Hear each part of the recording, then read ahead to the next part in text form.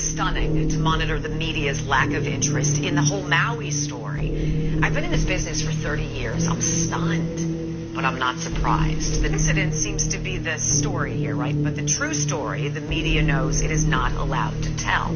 Is it a coincidence that the Maui police chief is the same man who was in charge in Las Vegas during that massacre that killed 58 people? Is it a coincidence that the Maui property, owned by million and billionaires, it wasn't touched by the flames while homes of the locals all burned? What she fails to also mention is how the media hasn't even once interviewed a grieving parent. Not a single parent looking for their children. Not a single interview with a child. Not a single interview with the schools.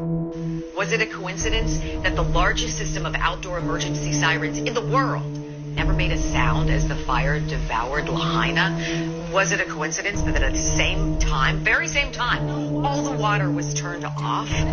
Was it a coincidence that police were ordered to block off streets and to funnel all the cars trying to escape? Think about this coincidence. That governor also signed an emergency proclamation on July 17th, 3 weeks before the fire, about housing of all things. Is it a coincidence that the government put up a black fence around Lahaina, or that the FAA grounded all drones from flying over the affected areas? Is it a coincidence that since at least 2011 there have been plans to make Maui the first smart city run by 100% renewable energy? And that it must be a coincidence then that the locals whose homes did not burn are now being evicted from their property. And of course, a total coincidence that all the fact checkers who are checking these facts, who say everything I just told you is just a coincidence, are also owned and run by BlackRock.